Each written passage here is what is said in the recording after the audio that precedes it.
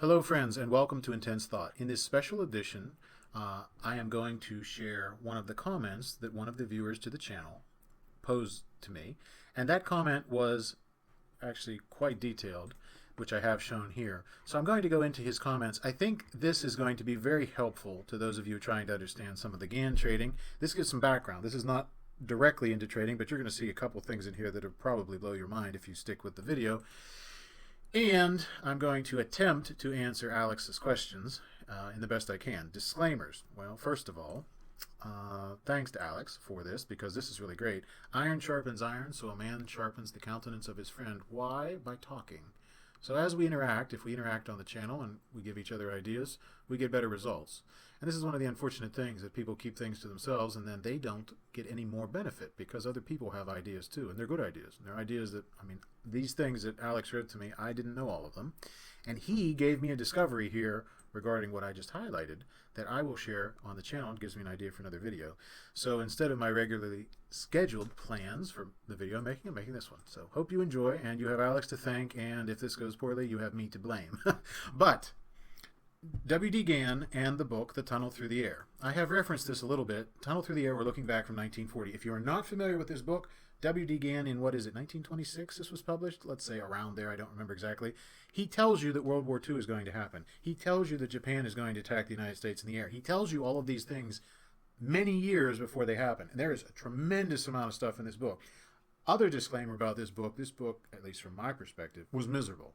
Now, I read this book quite a while ago, but this book, to me, is miserable. And it's hard to read. It contains a love story that is really sappy and childish and immature.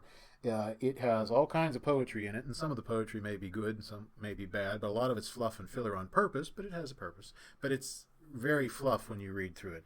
And then the book is also terrifying because it tells you something for those of us that live in the United States that we don't want to know, which I have alluded to on the channel before and mentioned, and it is negative from that standpoint. It also tells you the model of what the final religion will be that replaces Christianity and atheism, and it also tells you what his plans for the ordering of the world would be in terms of esoteric and secret societies. It tells you who gave him his enlightenment. Hint, hint. You'll find that out later. I'm not going to give you the hint right now, but you'll find that out later. And it tells you a lot of things about cycles and the timing of how you trade in the market. Plus, you can also draw a tunnel through the air if you so choose. And if you stick with the video, I will show you what he is referencing, at least in part. I'm not going to go into it in detail. I don't really use this for trading. Maybe I will show it on the channel someday, but I'm not going to go into this part too much here. So with that said, coming back to here, because I do have a lot of things, I'm going to try to get them as quickly as possible. The first question on this was, so I've been reading The Tunnel Through the Air. I think there's a hidden meaning with the title, From the Lunar Return, Looking Back to His Mother. And I agree. This is looking back to previous cycles. That when I read this, that was my thoughts. And I mentioned in other videos things like his references to Mars, Marie, the Angel of Mercy, is Mars' angle of Mercury, and you progress that and you find things. I think that was in the Gann video that I shared. But I think Gann is trying to hint at a reflection of past influences, that the future is only a repetition of the past. And I do have quite a few comments on this. So yes, it is a repetition of the past. Let's start off with the Bible quote here from the King James. The thing that has been is that which shall be, and that which is done is that which shall be done. There is no new thing under the sun. And basically the premise here, and this will be surprising to those of you that don't have any perspective on this, this will open your mind somewhat. Basically what is being said is that everybody who lives every approximately 80 years gets the same exact life all throughout history. The same exact wars happen, the same exact financial events happen, the same exact things happen. Now that seems really exceptional to say that, but basically everyone who has lived through history has lived through the same exact events in a different way, and you start at a different point. Your life was only so long, and you live in a certain part of the cycle, so your experience seems different from people in the past. But basically the wars repeat every so many years on a predictable basis. The financial crisis repeats every so many years. The development grows at a very predictable pace. Now I'm going to show this, but the stock trading component of the book is that the war is the battle between the bulls and the bears in the New York Stock Exchange. There are several ways that I'm taking this book, but the first one is that what he is showing in the war is actually the battle on the New York Stock Exchange. And he is showing how the war is those factions fighting. The bulls and the bears are fighting to drive the market up and drive the market down. And that's basically my take on the first part of it. The tunnel through the air, as I understand it, is basically the Andrews pitchfork. The Andrews pitchfork, as far as I can reference it, let's find TradingView here. If you draw the Andrews pitchfork on, let's say, the New York Stock Exchange, or in this case, the S&P 500, the concept is that there are three signs. The tunnel through the air. Note the word air. And this is my interpretation. I mean, you can certainly have other interpretations, and I obviously always allow that other people know other things. But if we go to, let's see here, I need air signs. Here they are. Everything you need to know about air signs. There are three air signs: Gemini, Libra, and Aquarius. So basically, if you orient the pitchforks, and I'm not going to show it here, but believe me, you can get useful value from this. If you orient the pitchfork structure to the air signs of Gemini, Libra, and Aquarius, you will get a tunnel through the air, and if you use astro calculations and the rest, you will get information for trading, which is not unlike the information that I show on the channel for other things. So this is a possible use of it. I'm not going to go into the details of it, but if you wish to look more into that, you are certainly welcome to.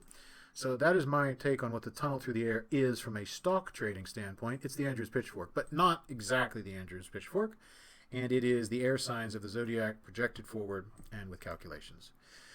Okay, so future predictions about the tunnel through the air. So we see, in terms of cycles, and okay, I will come to that one. The war is World War II. Obviously, that's what he's talking about when he's talking about the U.S. being attacked by Japan. So the basic use of this is projections for the war of the World War II. And remember, this book is written before World War II happens. So for those of you who are new to this, this book is written before that.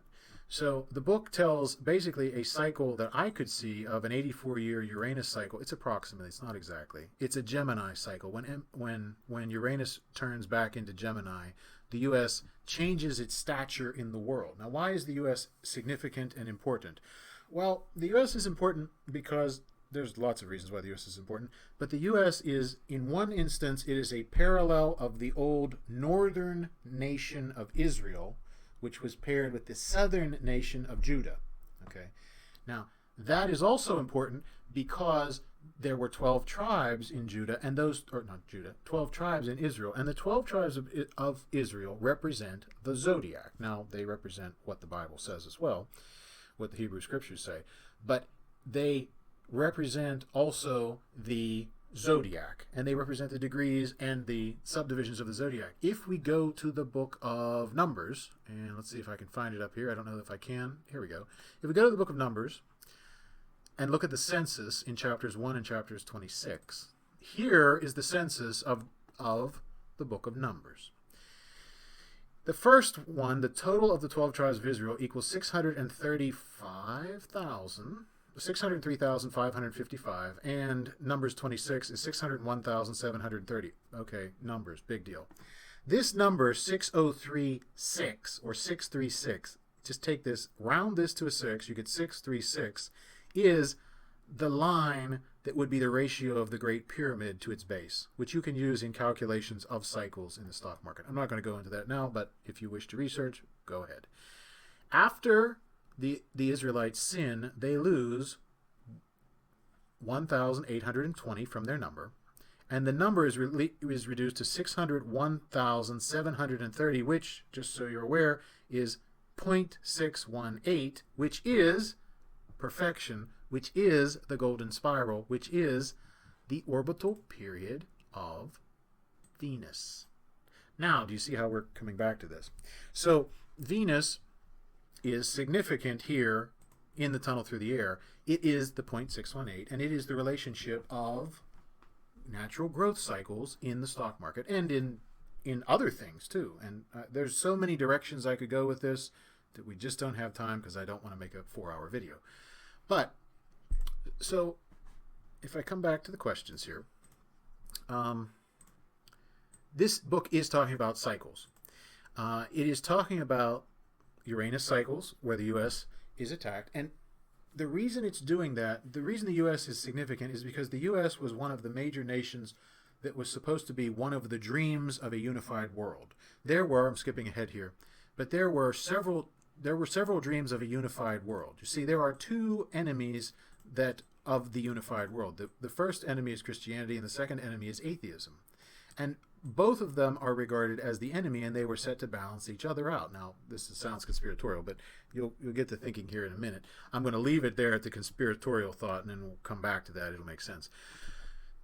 The first plan from the Enlightenment, because all of this is coming from the Enlightenment, was that the united world religion was supposed to come from revolutionary France. But Napoleon got tired of his conquest, and so he didn't keep progressing. He made peace with Russia, etc. So eventually, Napoleon got dethroned and lost. The second dream was the UK and the League of Nations, and as I have here, the third dream was that, okay, we can't trust one nation to do it anymore, so we will set the US and the USSR against each other, and maybe one of them will get the upper hand. And so now that didn't really work out well either. The US did not do that. But in the time of Gann's writing, the US was thought to be making the world perfect. And in WD Gann's book, at the end, he proclaims, the brotherhood of man. I don't even know if I can find it here. Let's see here. Okay. Establishing universal, here we go. I hope to see the day when our country will take the lead in establishing universal peace and the brotherhood of man. And it just goes on and on here. If you've ever seen like the perfect shows from the 1950s, or the Brady Bunch or the Star Trek stuff, where they fix all the problems in the world, and now they go out and they explore the stars and everything. I don't mean the Brady Bunch, but like the perfect shows from the 1950s in American television, where the expectation is we're going to fix the world, we're going to make everything perfect, everybody's going to be nice, everybody's going to treat each other perfect, everyone's going to do this. This is the dream. Those shows were examples of the dream of the people who lived at this time in the United States, who believed that the U.S., as it happens in WD Gann's book, would establish a global hegemony and a superpower status that united the entire world and established universal peace and the brotherhood of man. And that is why the U.S. pushes democracy throughout the world, and that is why, if you look at why the U.S. has an encouragement to mix all of the nations and on and on and on, all the things the U.S. does, they follow this mold. So let's tie this together. And I have lots of points I'm tying together, so I hope that I don't lose you.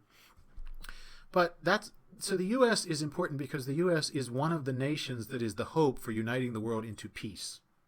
And uniting the world into peace is the concept of W.D. Gann's book, The Tunnel Through the Air, because at the very end of the Victory Conference, his character, unites the world into peace.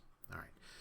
So the U.S. is attacked, and this all parallels what Jeremiah 50 and 51, which I'm not going to go into now, in the Bible talks about a country known as Mystery Babylon the Great. It describes it exactly to a T as the present modern-day United States.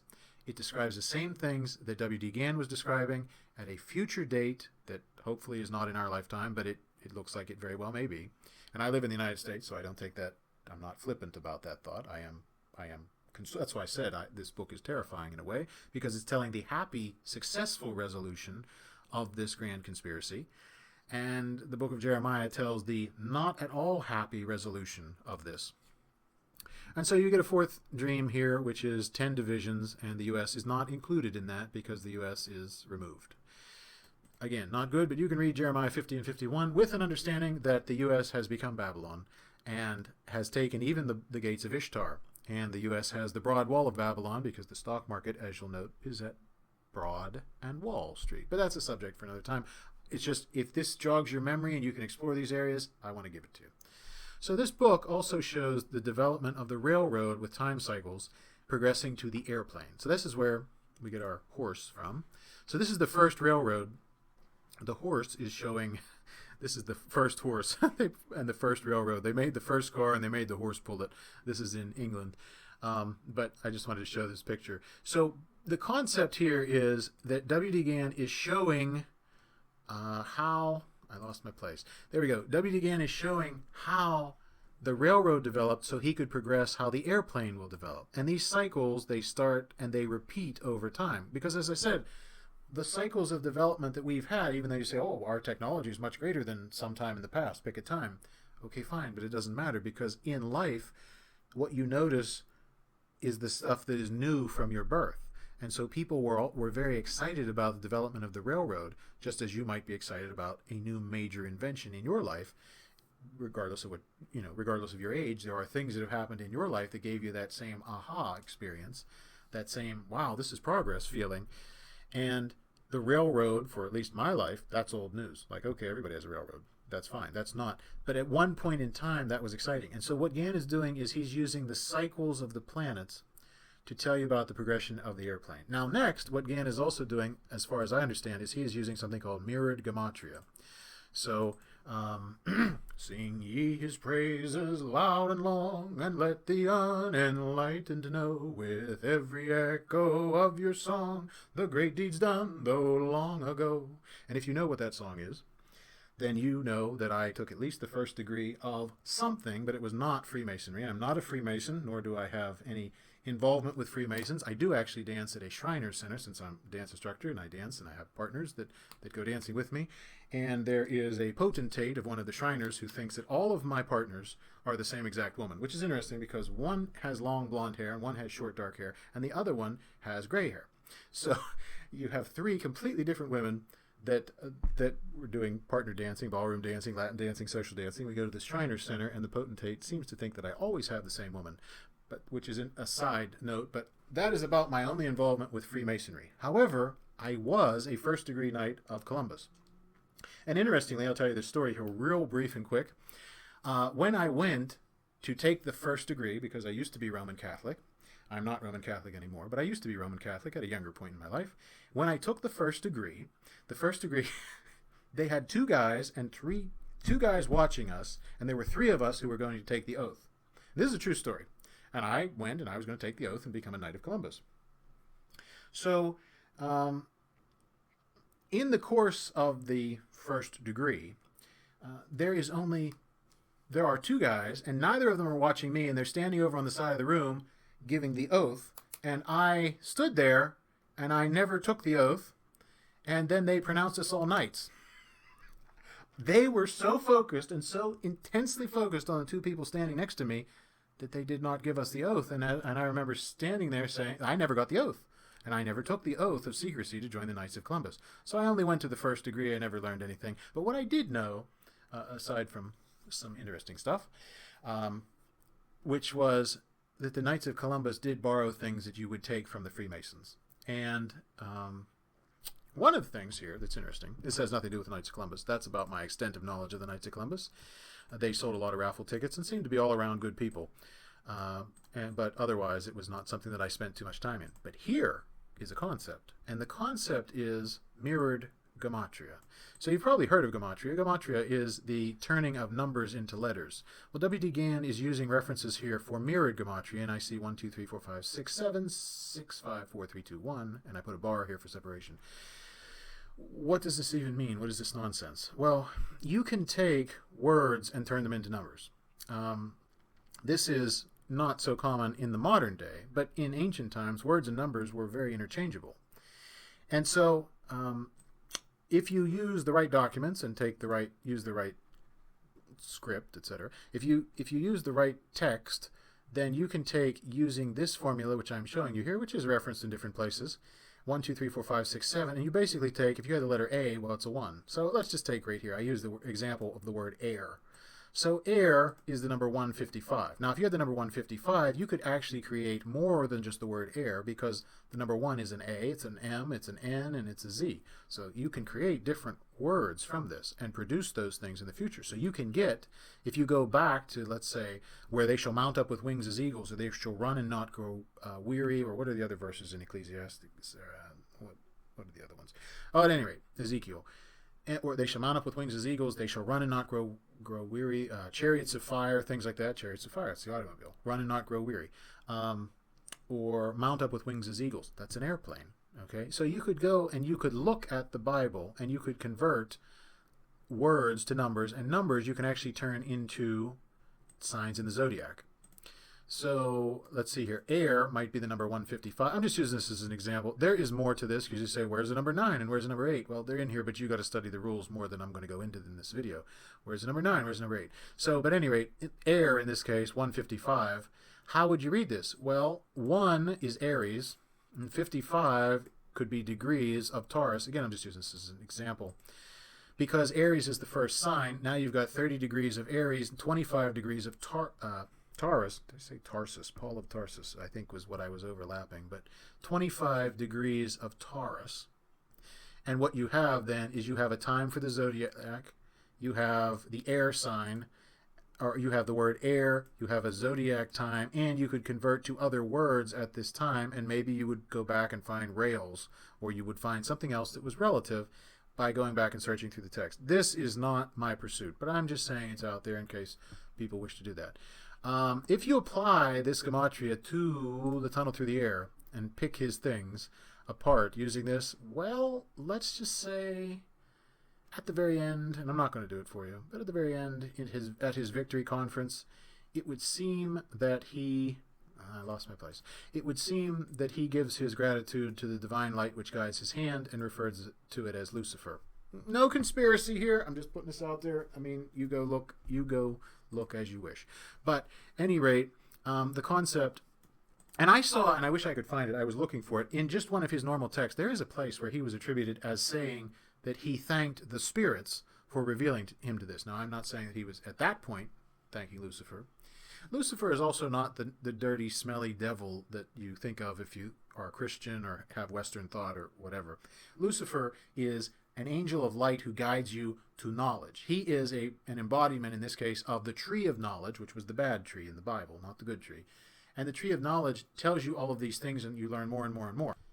So you keep learning and learning and learning and learning, but the problem with learning forever is that you learn all of this stuff, including, if in this case Lucifer reveals it, and you have all this knowledge and you go to the tree of knowledge, or maybe even you access your Akashic records if you get into the super spiritual realm and get an astral body, etc. But then you have all of this knowledge, but like 2 Timothy says, you're ever learning, but you're never able to come to the knowledge of the truth. So unfortunately, this learning, what it does, this deception here, is that you'll get more and more knowledge, but then, unfortunately, you're spending time. And see, what you discover is that everyone who has lived in front of us, they've gotten knowledge to varying degrees, but they all spent their time, and now everyone in front of us is dead.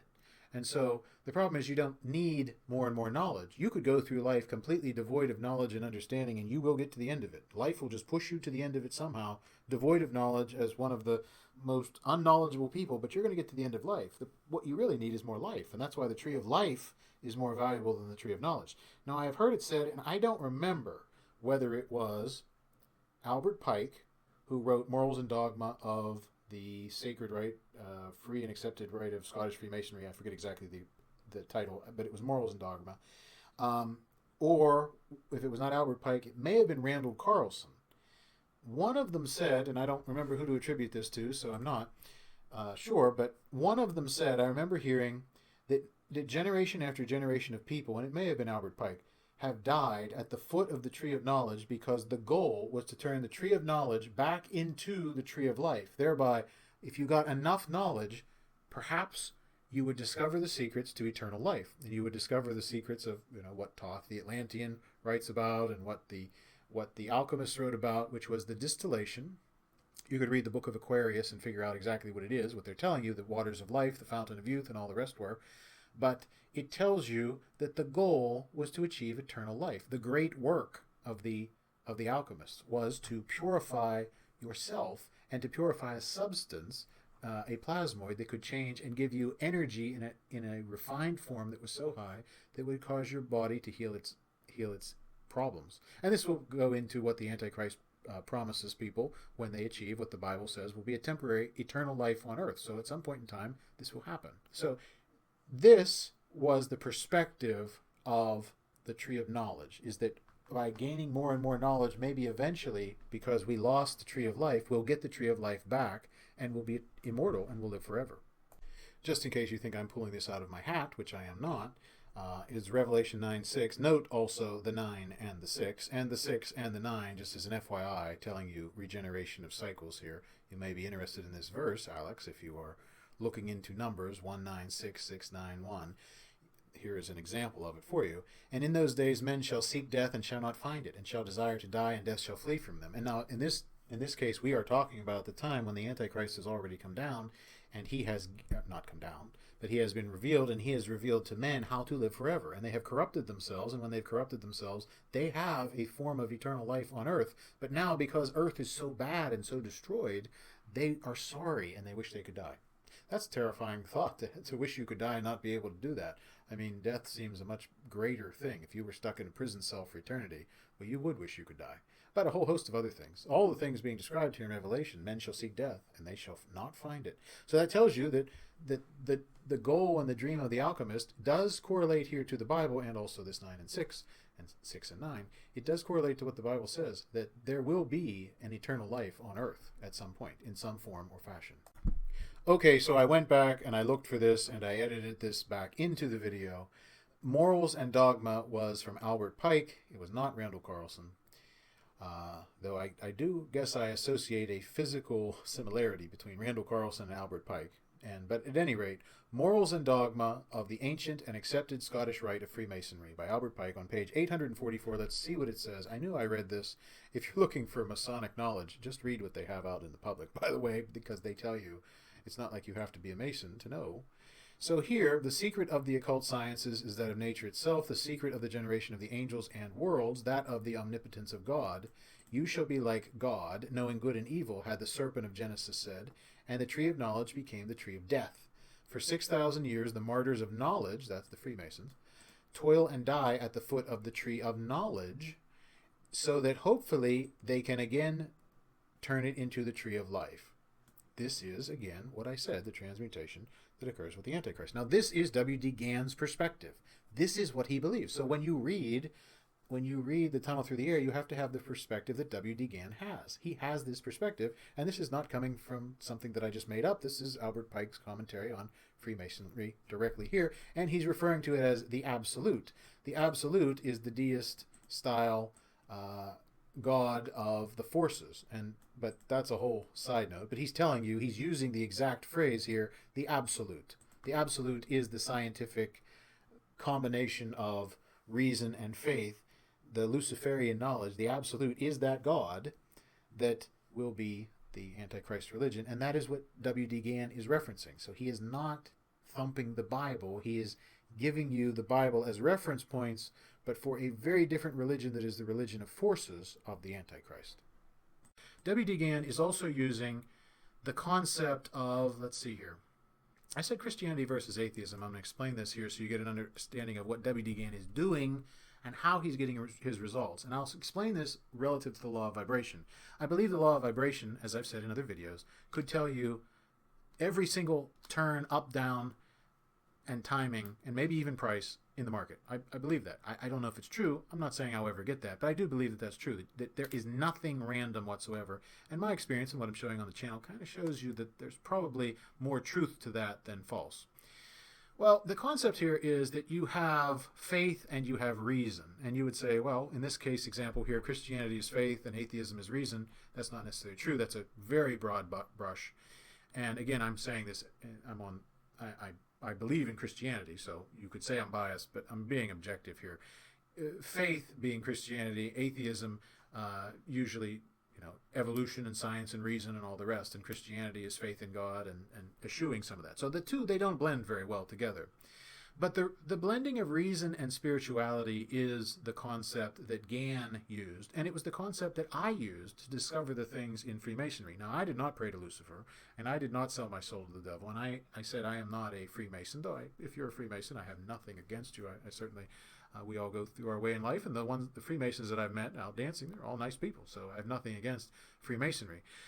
In that respect, I am, however, aware of what the goal is, and I am aware of what the understanding of Freemasonry is, which is that you are blending reason and spirituality, and that will be the final religion that on the earth, from an earthly standpoint, conquers Christianity and conquers atheism and joins all of the religions in the world together. And that is what W.D. Gann is writing about in his book. So he has a major spiritual component.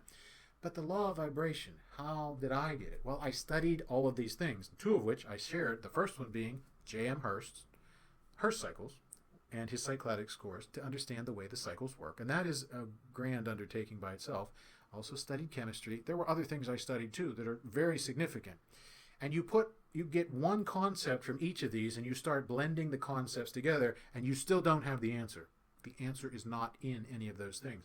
But when you blend those things together, you get an understanding of what the answer could be, and you then take a step from reason, and you use the concept that the Freemasons would use, or etc., and you pray to, we'll just say in general, the higher power. In this case, I prayed to God the Father. I asked Jesus for insight and just for an idea to enter into my mind. That I just wanted an idea to enter into my mind that if this is a fool's errand looking for this law of vibration, don't do it. Just don't do it at all, because okay, I'll be done. This is a waste. But I actually got ideas about how it could work. And since I had studied so much, and I had all of these different things, mythology and religion and science and technology and the cycles and general trading knowledge and on and on and on. There were all these areas that I developed significantly, and I said through dance. Dance was a major one. I've showed nothing about dance on the channel up to this point, but it was a major one because I had all these things that I studied. When I prayed for an idea, the idea came to me. And that's how I started this law of vibration. It was not and is not written anywhere, but I got it. WD Gann acknowledges that he did that too, but he did it in a different way, I believe, by opening his third eye, by going into the astral plane, accessing the Akashic records, and he also attributes it to the spirits in one of his writings, which I cannot find or I would be posting.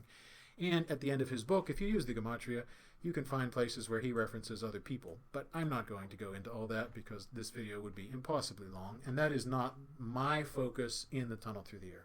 But again, if you are researching, feel free to research in that direction. And if you are listening to this and you say, well, I'm Hindu, or I am Muslim, or I am whatever else, that's not discounting you. I'm only saying here Christianity and atheism. I'm saying faith versus reason, because realistically, in the Enlightenment, the war was between, well, you could say it was between deism and the church, and that was probably accurate. But the war and the conspiracy was between deism and the church. But you then, later on, in our modern era, it becomes Christianity versus atheism.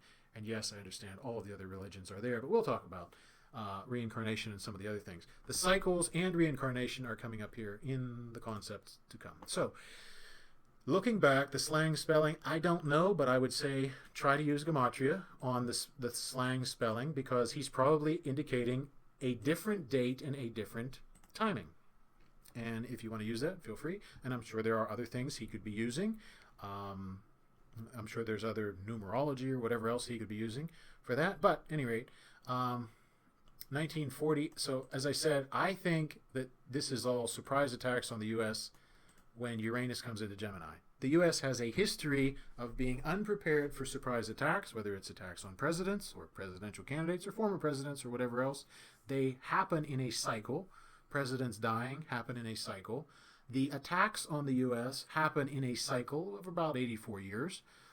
So we may be due for one here in the United States coming up in the next few years. 9/11 is a small cycle, but you know, small cycles are the seeds of larger cycles. And again, I mentioned Jeremiah 50 and 51, which you can read if you choose to. So the frequent use, he mentions the frequent use of the number 69.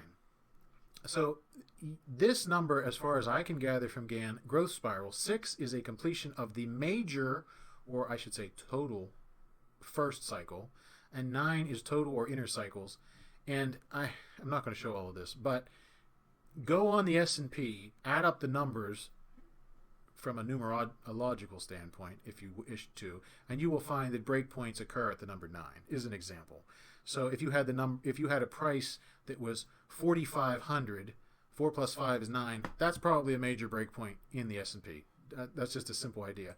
And then we also come to the yin-yang. Let's say Gann went to Asia, and he went to India, and he did a lot of study there about concepts in things that people in the East, and we have viewers here, hello to you from Vietnam, and hello to you from India, and hello to you, well, we also have, I think the other one that I primarily am getting is Italy.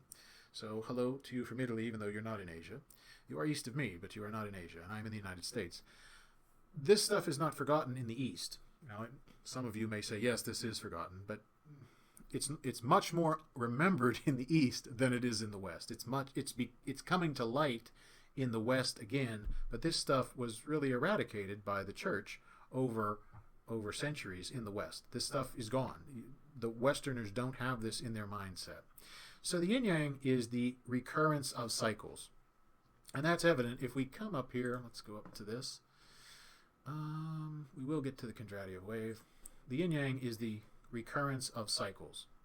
And this is a concept that a cycle is growing, growing, growing, reaches its maximum, and then it declines, declines, declines, and then it restarts again.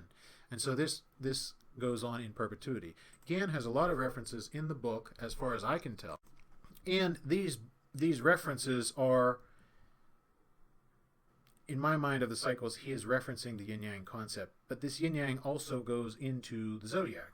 So you can see here on the bottom, there is a reference of energy in between the air, fire, water, signs, etc. on the zodiac. And the viewer Alex, who mentioned this, probably is more of an expert at that, at least from the writing, than I am, because I don't use that directly, but it sounds like he has much more expertise there. So, but to the best of my knowledge, this is also a powering of cycles that you could use, and I don't, but I believe it's there. It's just a branching path that I've never explored yet.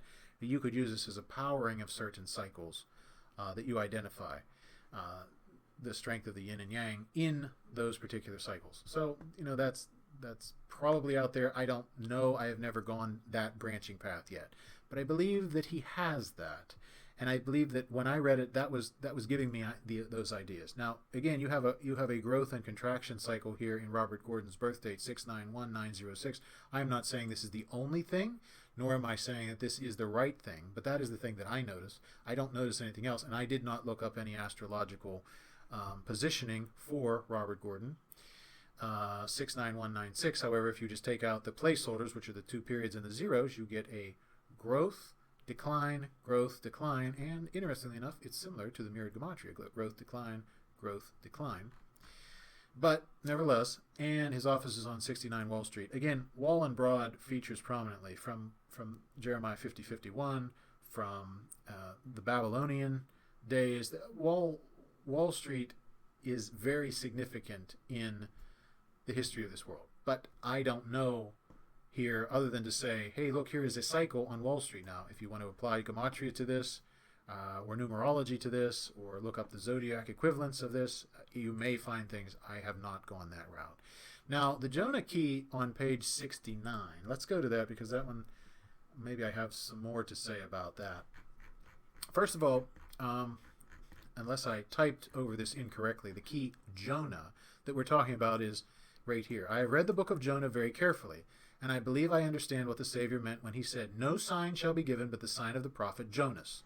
Now, what he's referencing here is the Kondratiev cycle and the cycle of the law of vibration. But he's not talking about the law of vibration that I know of. The law of vibration that I know of is, I believe, the cycle where Gann says, "I have proven to my entire satisfaction that the whole stock market fluctuations are based upon vibration as well as demonstrated to others." And he says, "And I will not reveal this at any price to anyone."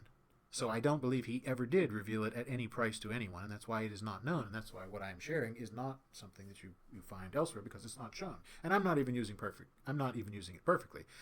But the law of vibration means many things to many people. I believe what I'm showing is the key part, but it has many things to many people. And this is the Kondratiev cycle. So a lot of people who study Gann come to this realization that the master cycle that everything falls down to is 60 years. And yeah, it could be 60 years, which is a combination of the cycles of Jupiter and Saturn. And yes, I do believe that there is a very great significance to the master cycle of 60 years, Jupiter and Saturn. However, Jupiter and Saturn, I don't think it's Jupiter and Saturn, because there is another work, and I forget where I read this, but there is another work that Gann acknowledges that it was not Jupiter and Saturn, and it was not 60 years. And this may relate to Alex's core question here that he comes down to here about the moon, the moon, the moon, the moon, the moon. And that is, I believe, that it is not that the master cycle is 60 years. It is that the master cycle is 3 times the cycle of the moon. But it's not the moon itself, it's the north node of the moon. That is my understanding, that it's the north node of the moon. Because the north node makes, a 56-year cycle? Because they're 18.5? it's the North Node that is the major timing event. It is not. It is the North Node passing into different points of the zodiac. The North Node is not exactly 60 years, but I do believe that that is the Kondratiev cycle. And the Kondratiev cycle, just so you understand what the Kondratiev cycle is, this is the Kondratiev cycle. It's the heartbeat.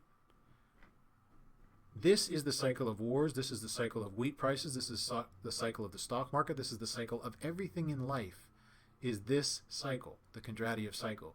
This is also what the Gospel of Matthew shows in terms of, if you count the text in the Greek, you will get numbers that create the Kondratiev cycle. And you will also get the sign of the prophet Jonas. Now, it is important that in the Greek it is Jonas, not Jonah, because Jonas, and he does say this in his work, he says, I've read the book of Jonah, but it's the sign of the prophet Jonas, because they are different words in the Greek, and the one that you want that tells you the Kondratiev cycle, which I believe to be 56-ish years, not 60, is, and I believe it's timed with the North Node, not the moon, and not just an arbitrary Jupiter-Saturn. And again, this is just my opinion. It may be wrong. There may be deeper understanding than I have, and I'm not saying that I have it all, but this is just an expansion of this thought. The sign of the prophet Jonas is the Kondratiev cycle, to my understanding. And so when you get the Jonah key there that he is referencing, I believe that is the North Node of the moon times 3 cycles of the North Node, and then 3 nights, being a change of the 3 cycles of the North Node. And of course the cycles they obviously can go inverted, but that's a whole separate issue. Okay, I don't have anything to add, unfortunately, about the Cancer. I think I did reference here the cycles of the North Node. Yes, Cancer is ruled by the moon, and again, I think it is the North Node, and that's just the best thing. Now, Marie, in terms of the cycles, is referenced as Mars, and so Marie, the angel of mercy, is Mars angle of Mercury. So if you put the progression of Mars and Mercury together, you can get a timing cycle off of which to trade. And I've demonstrated that in the Gann video. But I suspect that Marie, and this is probably corroborated in Alex's questions and comments here, I do actually think that Marie is Venus.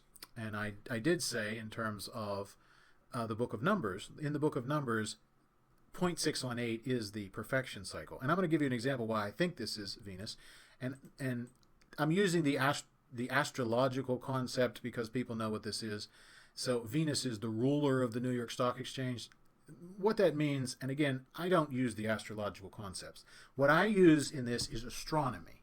I don't think that the astrology is the best way to do the market trading. I think the astrology saying that, Venus good and Jupiter big and Uranus extreme, and although they may be observed at that, sometimes Saturn makes it go up, sometimes Saturn makes it go down. Yes, you can have reasons for all that. So I don't put the aspects of astrology into this. I'm literally just using it as it says in the book of Genesis. It says, the planets and the stars in the sky are for signs and times and seasons and days. If you just measure them, you know it's time to plant and time to harvest. You know that it's time for the tide to come in and the tide to go out. You know that it's time for this stock cycle to start and that stock cycle to end. It's my usage of this, even though I understand astrological concepts, it's not astrology. I'm only using the astronomical, which is the pure mathematics of calculation. So, but in an astrological concept, you could say that Venus is the ruler of the New York Stock Exchange. And I do agree here. And to those of you, we all live our life free, so I have no thoughts. If you use astrology for that, best to you. And if it works, that's great. I don't, because I don't really think it's valuable to me for the way I trade, and I just don't feel a need to use astrology. But if you do, certainly, that's your life, and I applaud you for whatever choices you make to get through life. I didn't mention this too much, but in a past video I said, but my father passed away about a few weeks ago, and it gave me a perspective here about, that was the end of his life, and so the life he lived got him to that point where he passed away. And I have hopes to see him again someday when it is time, and I do miss him. But we live the life that we live to get to the end, and there are certainly risks in the beliefs that we have, but it's not a good idea to go and have an idea that other people's views are a bad idea, because one, you might change yours in time and discover yours have too much risk, and two, we don't know. We hope, we think. I mentioned that I am Christian. I do believe in Christianity. I have this other knowledge which you could very fairly classify as esoteric understanding, but I still just adhere to Christianity. So, but I'm not afraid of these other concepts. So coming back to this, I do believe that Venus would be considered the ruler of the New York Stock Exchange. And so the New York Stock Exchange, if that's true, we could go here and I will show this because it is pretty clear. I added a little line here. Maybe I'll show this in the next video. Maybe I'll take it off and it'll be only those of you who saw it here. Here was, and I knew this, here was the bottom.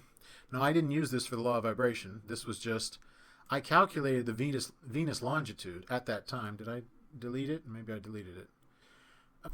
So let's look here at Astrolog for August the 5th. No, I do not want to subscribe. Okay, August the 5th, Monday. And we see that the market bottom, this was the bottom, and this was a time when my law of vibration calculations were actually correct, which is good. Venus was at 150 degrees. Well, 150 degrees meant that the support line, if you mathematically created it here, was 5187.75, so 150.647. This was the bottom. Well, if you look at Venus, could you say that Venus had a very direct effect on the New York Stock Exchange, or in this case the S&P 500? I would say that Venus had a pretty sizable effect on the New York Stock Exchange because the market found support at Venus, it retested Venus, and it blasted off from Venus. And I'm sure there are other harmonic levels here that pertain to Venus. So from a stock trading standpoint, I would say that from the astrological standpoint, you could say that Venus is the ruler of the New York Stock Exchange. I would say also with Jupiter and Saturn from that standpoint, from the astrological standpoint. But I would say most likely, the way I understand it from the non-astrological standpoint, which might be valuable to many of you, is that Venus is the most highly correlated small cycle. The most highly correlated large cycle seems to be Jupiter and Saturn. The most highly correlated small cycle is the movement of Venus. So yes, Marie disappears, and I do think that the sign change from from Cancer to Leo and the rest, all of this, I agree with this completely. That Venus and Marie, I do think they are the same. I think in the cycles, the references of Marie are Mars. But I do think in this case he is referring to Marie as Venus, and that Venus in this case is the most correlated planet to the New York Stock Exchange. But that's just my opinion. And I was doing that geocentric. But yes, you could do it heliocentric as well. I just did not do that there. Okay, so I believe Gann, this date, why August 30th, 1932 at 3 a.m. So there's a couple things. Number one, Gann, the magic word, again, he did this. This is very occult behavior on WD Gann's part. He is not adhering to, first of all, he makes clear in his books, all of his talking about the Bible is not talking about Christianity. He is talking about it as a resource that gives him information where he knows there is a cycle in the Bible, and he pulls out that cycle from a non-religious standpoint, and he uses that cycle for his purposes. And if you read, obviously, if you read The Tunnel Through the Air, you know that Gann destroys all the religions of the world. Gann destroys all the historical monuments. He destroys the family. He destroys everything that you would take, like, everything that you would say unites people in their tribal groups and all of their things. He destroys it all, and he creates this universal fraternity of brotherly love where everybody is just everything, and they all see each other as connected, etc. So you have to understand that he has this idea, and even if you don't have this idea, he does. So that's important for understanding Gann's frame of reference. So, but he's also using 3 a.m. I believe, and I'm going to look at this here because I did bring it up in Astrolog. I don't see a tremendous amount of stuff here when I looked at it, but this is the comparison or horoscope chart for the for what Gann is showing. However, Gann is representing a return, and I'm going to share this because I made that video about the 9/11 birth date of Jesus, and so I think that might actually share insight onto this. In in and around the time that Jesus was born. When I'm saying that there's a good chance that Jesus was born, and I'm not saying that Jesus was born on that date, I'm saying that the Bible tells a story that is written out in the stars. I'm not saying he was born then. I don't know. I wasn't there. And nothing knows for no, I don't know that anybody knows for sure, but I'm telling you what I said in that video about 9/11 being the birth of Jesus in 2 BC. The reason I thought it was there in 2 BC was because of the alignment of the planets telling the story of the book of Revelation. There were 6 conjunctions of, I don't know if it was 6, it was somewhere around 6, I forget. I looked through the years around that. There were, like, let's just say there were around 6 conjunctions of Jupiter and Regulus. Why did I pick 2 BC? And why? Because if you would ask a Christian, well, if he wasn't born in at the very beginning, at the central point between BC and AD, why was he born in 2 BC? Let's make him born in 3 BC. Well, the reason he wasn't born in 3 BC is because in 3 BC, those things did not exist in the sky at that point. The conjunctions of Jupiter and Regulus, they're not in Leo. They're not having the crown of 12 stars. They're not having these things. So if you actually compare what the Bible says directly there were other conjunctions and they were returns to those specific places. So here, when you say the position of the moon at the exact spot it occupied when they were separated, and yes, he keeps thinking that he sees Marie, and he sees Marie, and he sees Marie, and he thinks he saw Marie. Where was he sure he saw Marie? I believe what he is referencing, just like I was referencing, but not saying directly, in the book about, or not the book, the video about the birth of Jesus being 9/11, I believe that there are multiple conjunctions, and therefore, to this point, Alex, why this date? It's because there are multiple returns, but there's only going to be one time when it's real. You're going to see example, example, example. And that's why the wise men said, we saw your star in the east, and we have come to worship him.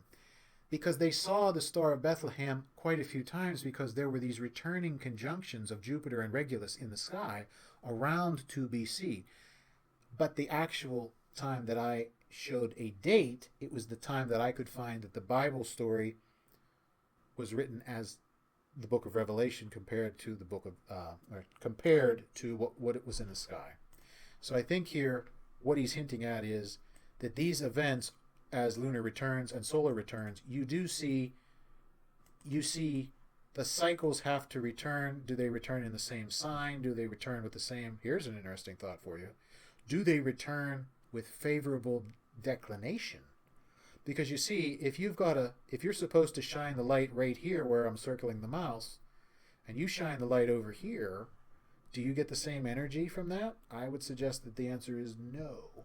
You could have a solar return that doesn't do anything. And I suspect that that's a reason why lunar and solar returns don't do anything, because the declination is mismatched. But that's just my opinion. I have not taken that to massive logical extent. So why did he start with his mother, Amelia Gordon, and why would he end it? Well, a couple things about WD Gann. And as I said, and this is why I shared, another one of the reasons why I shared the story about being a first-degree Knight of Columbus. And when they did not make me take the oath, I said, you know what? I'm not going to ever take the oath, and I'm not going to go any further, because now I have something of interest, and I did not make any oath for it. I myself, I'll be honest, if the Masons did not have all these oaths, and you didn't have to make all these promises not to share anything, I'd probably go become a Mason, because I'm not afraid of them saying, well, you should honor Lucifer. Well, I'm not going to do that. But I would be interested in becoming a Freemason from that standpoint, but I'm not going to do it because there's oaths and there's all this other stuff, and I don't need that. I have enough knowledge in life, and what I'm finding, and I'm quite happy with that. So I'm not a Freemason. But my experience with the Knights of Columbus, which is a different and but similar concept to Freemasonry, a much weaker, watered down version of Freemasonry with very few secrets, at least no secrets that I could tell.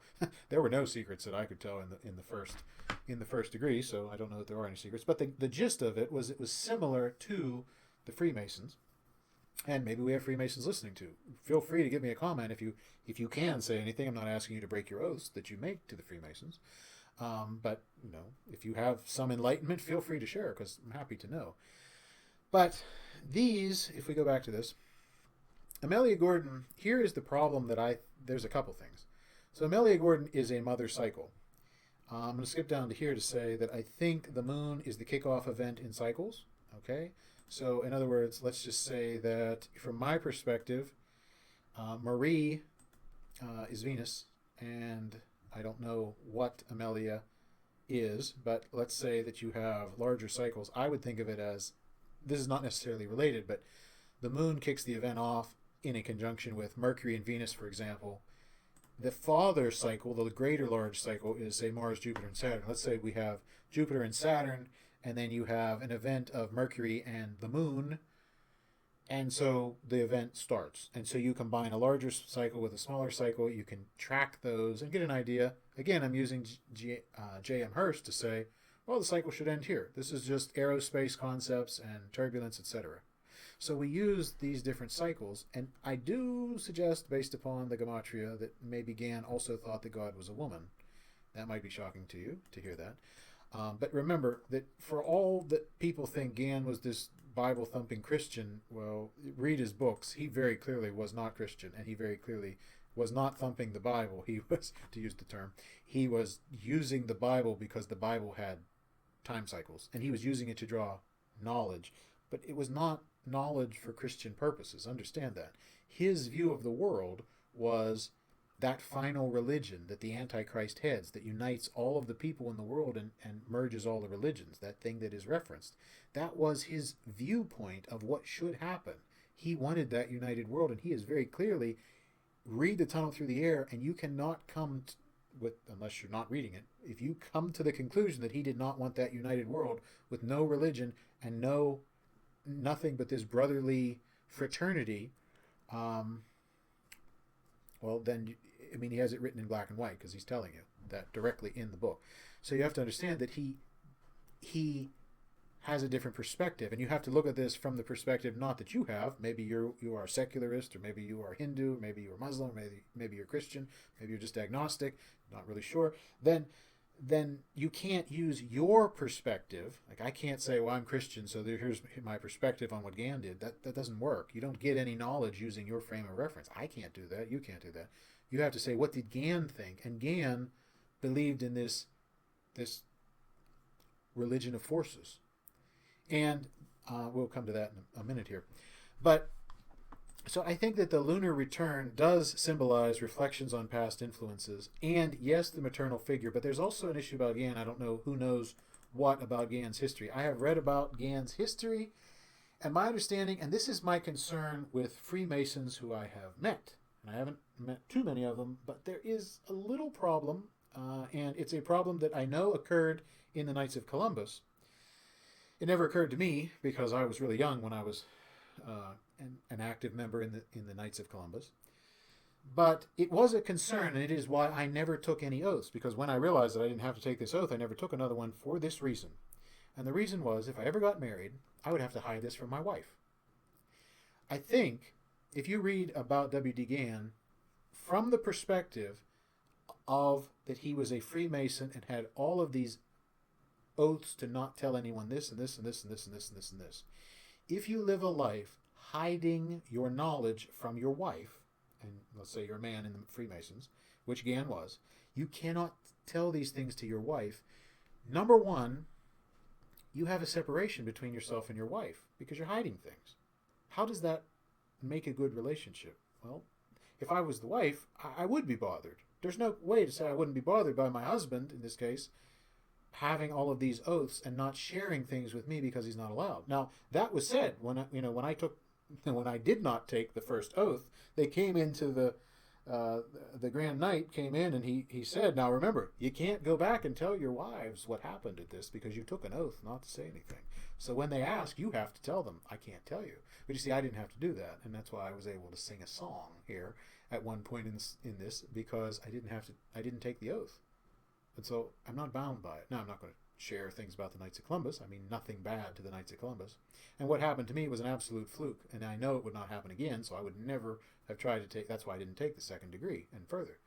But if you're hiding things from your wife, you're going to have strife in your relationships. And Gann had issues with his relationships. He was divorced several times. It was reported that he had a stressful relationship with children, particularly his son. And so, and I don't know, I wasn't there, this is just what I'm reading about him. I don't know, maybe it's not true, but from what I have read, he had troubles with his family. Now, read The Tunnel Through the Air, and the main character has lots of troubles with his family and the people around him. All right? So, if that's the case, then you have an issue of his real relationship was with his mother, because he could not look to his family for his relationship. He looked to the perfect relationship that he had had with his mother. And so he, at the very end here of his writing, he dedicates this to his mother, not his children and not his wives or ex-wives. And so because he dedicates to the memory of his mother, it's telling you Gann's real relationship was not with his spouse, not with his children. It was to his mother, because he didn't get along with the other people, and they thought that all of his, we'll call it cosmic horror, astro-cosmic horror, and I'm just making light of it, but all of his search into this esoteric stuff, it seems like they did not approve of it. They didn't like this. They said, this is not something you should do. But then there's also the thought that when you're thinking about Gann's relationship with, let's just say, his wife, the problem with the oaths of Freemasonry is that the things that Gann learns, he doesn't share with his wife, so that means his wife doesn't develop.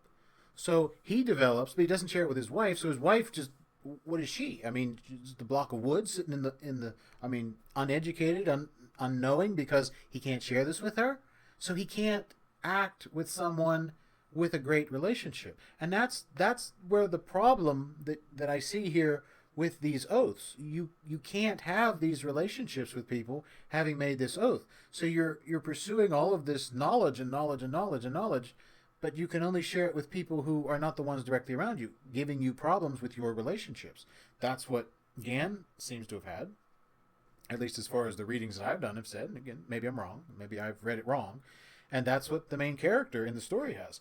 He has the same exact problems with his family because he's so mentally advanced, but he's not sharing it with them in a way that anybody can understand it, or he's just not sharing it with them at all.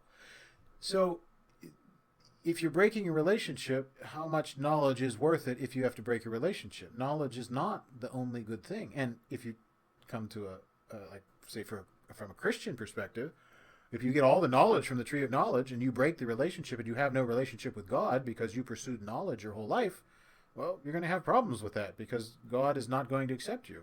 And obviously that's just a Christian perspective on it, but it does relate to what you see here both in the life of Gann and in the life of Gann's hero character here, which is we're breaking knowledge, and the people around us, because we have secrets, they don't develop, so we can't have a good relationship with them. Okay? And you can make your own judgment on that. This is just my opinion, and I hope this helps to answer the questions, etc. But if you were not a Mason, let's say that the Masons, and I'm not saying this is true, but let's say that the Masons believe that God is a woman, that the world should be united, that all the religions should be destroyed, and all of the conspiracies, let's just say all the conspiracies about the Freemasons, everything is true. Let's just say it's all true, but I have no idea. Let's just say it's all true, though, just for working standpoint. If your wife is just is a normal mainstream, let's say Protestant, and you are off accessing your Akashic records and talking to spirits and Lucifer, do you think there would be tension there? But your mother still loved you. You remember that your mother loved you, so you dedicated this book to your mother. That is my understanding of that, which is family issues. And from what I've read about him, he had them. He put them in the Tunnel Through the Air, but in real life he had the same family issues. And so, that's basically the thought that I have on that. But yes, I do believe that the lunar cycle is kicking off, but I think it's the North Node, to say it expectedly. There. Now, unintended expectations. When it comes to expectations, the reason I put this in here as a comment, WD Gann was writing in a mathematical style where he had aligned his writing to this, we'll just call it like Bible codes. This is the Bible codes. He's writing in these same Bible codes. And so because he is doing that, things are lining up in a way that, let's say that you find one cycle. If you find one cycle in the stock market, that works, this Venus cycle that I showed right here, just as an example, this is a Venus trend line. It hits this. There's going to be a harmonic of Venus somewhere else here, and you're going to have that one too. Now, did I intend to do that if I find another cycle of Venus here? No, I did not intend to do that. So did WD Gann always intend to put all of these things in his books? I don't think he did. So I don't think, I'm just saying this as a warning to people who study WD Gann excessively. I'm not sure that everything WD Gann put in that is found, that is accurate, I'm not sure that it all matters. That's just my opinion. And I said in past videos that I did not study WD Gann's stuff to grand detail because I believed him when he said, I have found that everything vibrates and I will not share it with anyone at any price. And since my reference of this is not directly spiritualism, because I have already run the examples of what happens if we reincarnate. Well, I get another chance. Well, that's not too risky. What happens if I evolved and I turn back into dust? Well, that's not too risky. But what happens if I have to work out my salvation, like Islam or Roman Catholicism, which I said I was a member of Roman Catholicism when I was younger. Well, if I have to work it out, well, I'm a member of a religion that never tells me how to get to heaven in the first place. So if I believe that, well, they never said that you were sure to go to heaven if you follow their religion. In Islam, you have to do everything right, and then Allah has to choose you. And in Catholicism, it's the same exact thing as Islam, which, as I said in another time, I think Catholicism and Islam will be merged by the Antichrist someday. But in Catholicism, it's the same exact thing as Islam. You have to do everything right. You have to follow all the rules. You have to do everything that they tell you. And then God has to choose you because it's not just by faith alone. It's by faith and your works. But they don't tell you how much you have to do. So I don't have too much risk from reincarnation. I don't have really any risk of death and turning to dust. I mean, it's over. My father died, as I said, a few weeks ago.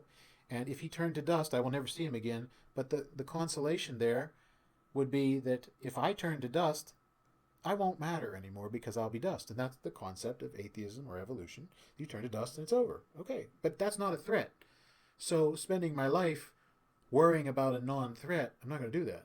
The threat is that God wanted a relationship with you, and in that relationship you reject it, like WD Gann does in his books, and you learn all of this stuff, and you use all this stuff, and you reject the relationship with God, and because you reject his relationship with you, you don't go forward.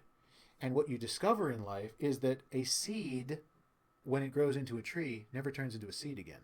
Yes, you get new seeds, but that original seed never goes backwards. There are recurring cycles in the world, but the people and the things in the world do not recur. In other words, a puppy grows into a dog and dies, but it doesn't ever go back to a puppy. And because of the examples in the world, I see the cycles of time, but I do not see the reincarnation examples aside from time, and that we are all living with the same exact issues that every generation has lived with. We are not any different from the previous generations. However far back time goes and however far forward time will go, our issues are the same issues that they had. So I do believe that there are unintended consequences to these styles. And so searching for them, I guess the question is what you're looking for. If what you're looking for is spiritual understanding, then I'm giving it to you. If you're looking for what Gann knew was that you learn everything you can, and then you try to project yourself into an astral realm. You try to open your third eye, and they do it by visualizing increasing amounts of white light. I'm not telling you to do it. I don't think you should do it. That's just my opinion. But I don't think you should do it, because when you do that, then you're going to wake up at 3 o'clock in the morning not being able to get back into your body. And you're going to be terrified, and you're going to see the spirit world, and you're going to see a world that was created to deceive you. And I think that is a dangerous thing. That's just my personal view. But if you want to do it, that's your life. And I hope that it works for you. And some people say that it works for them. I don't choose to do that, but I respect that if you choose to do that, go do it. That's perfectly fine. I mean, we all have to get through life the way we best know how. And so your path you walk and my path I walk. That's fine. But the concept of, from a spiritual standpoint, what is Gann finding?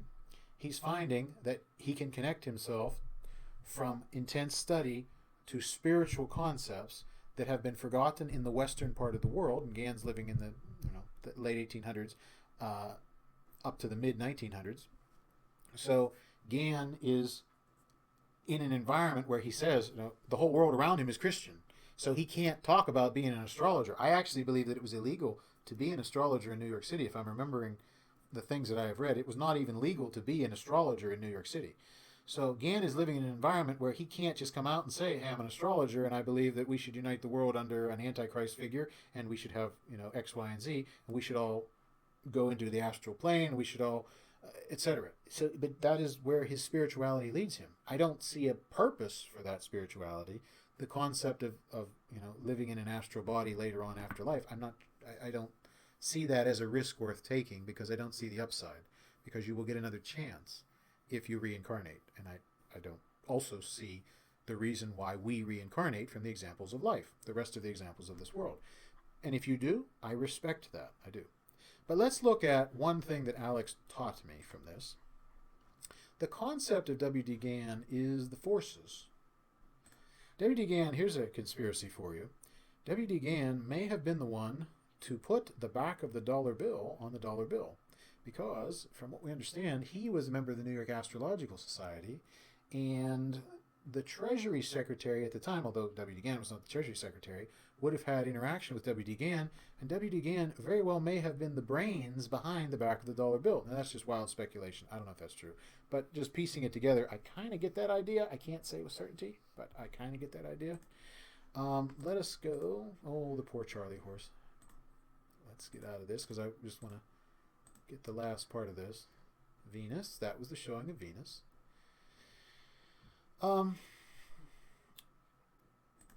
Here.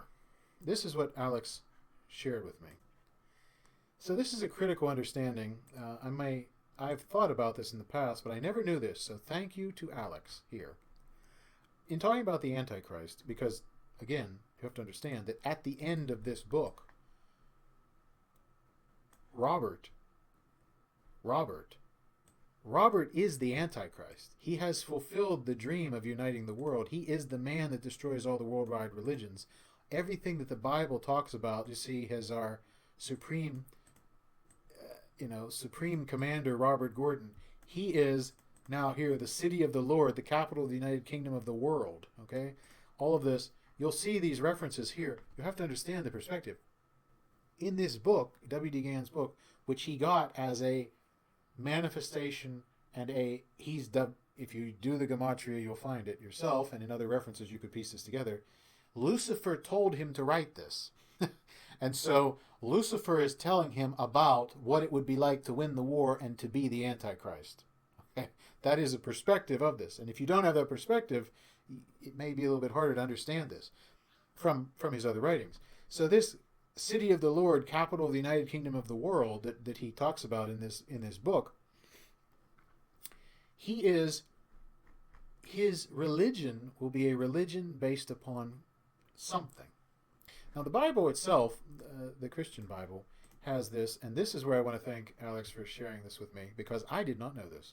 When I went to look at this, there is a phrase, and I'm going to quote it wrong here, about the Antichrist. And it says, he will honor the God of fortresses. Now, this is the New International Version. And this is an answer to what you should do here in all of these things, in terms of what should you use to get the right numbers. If you don't use a book that is reliable, you won't get the right numbers. You won't get the right understanding. And so the Antichrist, he will honor the mighty God. He will honor the God of fortresses. He will honor the God of fortresses. So in this case, the Bibles that you're reading here, it says,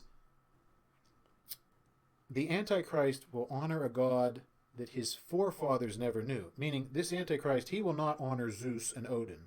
He will not honor Vishnu and Shiva. He will not honor Jesus and Yahweh.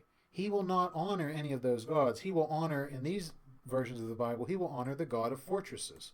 So the God of castles. So he's going to be militaristic. Except it doesn't say that. It says here the God of strongholds. So the New American, the New International, the International Standard, the New American Standard, that's the Catholic modern version. The New King James says he will honor the God of fortresses. But The original King James says, "In his estate he shall honor the God of forces."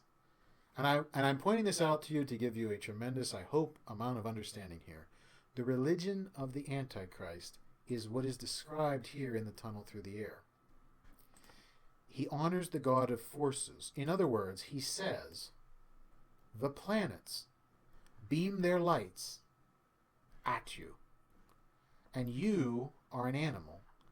And unless you awaken, the planets have full control over you. If you don't awaken and rise to this spiritual body into the astral plane and access your Akashic records and on and on and on, all this stuff, if you don't honor the God of forces, which in this case are the planets, the power, that the energy that the planets gives you, the atom, because the planets and the atoms, the molecular world and the macrocosmos, they are the same, okay? They are the same concept, that the small and the large are the same. And yes, I could quote Thoth from the Emerald Tablets. Everybody knows the phrase, and they all use it, so I don't care so much for Thoth. I don't want to run in the darkness. I don't want to go live and run in the darkness with Thoth, so Thoth the Atlantean can have it. But the phrase he always uses is, and you'll know it the moment I say it, as above, so below.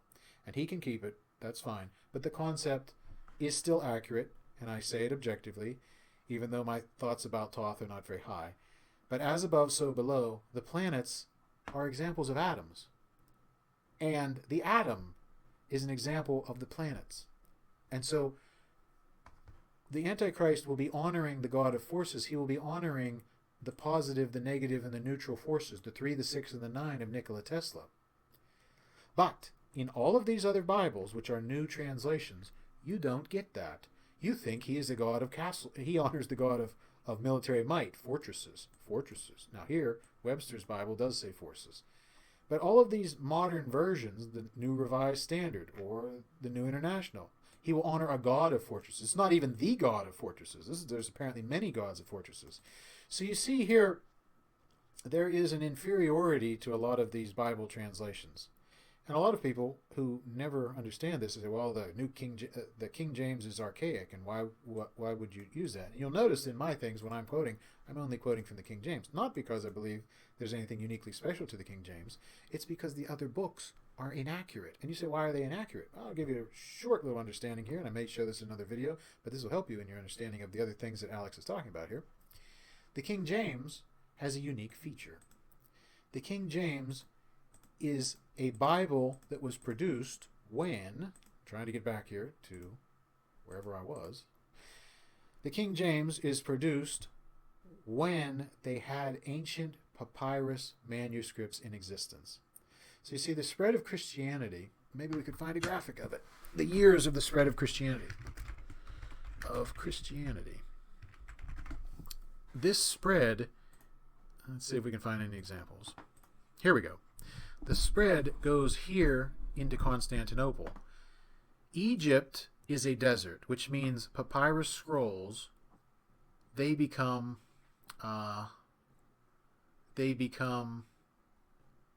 storable in Egypt. But Paul's travels and the spread of Christianity occurs here first. This is Asia Minor. The churches in the book of Revelations. Here's Pergamum and Philadelphia and Thyatira and all the rest that are the churches that are in the book of are in the beginning of the book of Revelation. So these churches exist, and there is a building up of Christianity here before there's a building up in Egypt. Egypt occurs later. So why does that matter? Well, the manuscripts in Constantinople and all the rest, here, this is a more humid climate, and they don't survive just like they do in a desert. So when all of these new translations come into being, what happens is the older manuscripts, they don't live as long here, but the newer manuscripts are copied here by slaves. And the slaves, even Origen of Alexandria, you can read about him and his comments about, what he thinks about the translations that they have coming out of Egypt. He says they're not reliable. Why does that even matter? Well, all the modern translations of today use the only texts that are available. And those texts, as best I understand, all come from Egypt. And those are the oldest texts, and those are the ones that were copied forcibly by slaves. So the original documents have been lost, because the original documents were here and here, but the original documents are gone. So when they say the oldest existing manuscripts, they mean the ones from 300. They don't mean the ones from 100, because they're gone. But who had them? Well, who had them was the Protestant Reformation in the Catholic Church. So the Catholic Church created the Douay-Rheims Bible in English to combat the spread of the Protestant Bibles. And you have the Protestant Bibles going back directly to use the texts that still existed in the 1500s that no longer exist today. So it is not accurate to say that the King James and the other 20 versions, there's 20 other versions. There's the Geneva Bible, there's the Great Bible. It's not just the King James. You only think of the King James if you know this disagreement about only read the King James. There's other Bibles that are similar. You just don't hear about them because they're not common. But the Geneva Bible, the Great Bible, they are similar to the King James. The King James is the one that has all of the references. So I'm not saying that the only Bible that's accurate is the King James. And this is just in the English-speaking world. What I'm saying is that the new translations are all copied from the same source. They all read the same, and they all give you words that they don't know the translation of, like the God of fortresses. It was the God of forces. And we who study this astronomical, say astrological stuff, know what the forces are. The forces of Nikola Tesla, the 3, the 6, the 9, the deism, the God of Spinoza, as Elon Musk likes to say it. Those who are educated know that you do not achieve in this world by having reason, and you do not achieve in this world by having faith. You achieve in this world by having reason and faith. And that will be the final religion of the Antichrist. And that is what, in this book, Through the Tunnel Through the Air, that is what he is sharing. So the reason I said this about this is because if you use the Gematria on the New King James and you use the Gematria on the New International Version, you use Gematria on these other Bibles, it won't work because the translations are faulty. So thank you to Alex for bringing that further to my attention. There's other examples of why the King James translation, and it's not just the King James, because again, you will see here that like there are some of them here who do say Webster's Bible, the God of forces. I don't have any familiarity with it, but the God of forces. There are other ones here. The Breton Septuagint says the God of forces. So there are others that do know the truth about which one it is. And we know the truth because we study the astronomical stuff and astrological stuff. But these Bibles, if you're using them for reference for your calculations for things that WD Gann says, don't use anything but the King James, or one of the other Bibles that you know, or the older Bibles from the Protestant Reformation. So with all of that said, thank you again to the viewer Alex for all of these thoughts. This was a fun video for me to make. I hope this was not too scattered and too chaotic, but those of you who know how to get value from this, I think will get a lot of value from this.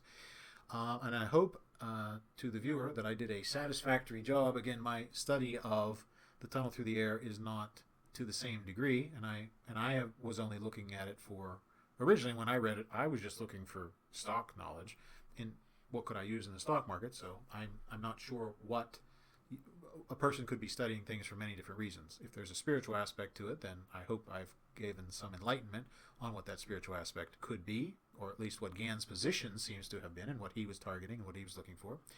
If it was just for cycles, hopefully I have also added to that. So if you like the video, give it a thumbs up, and I want to thank again the prompt from this. If you are a viewer of the channel, feel free to ask me a question. I don't know that I can answer every question. I certainly do not know everything, nor do I pretend to know everything. But if you like the things that I am producing and you have a question or a comment, feel free to ask it, and if I can do something, I will certainly try to. Thanks everyone for listening, and hopefully I will see you in another video.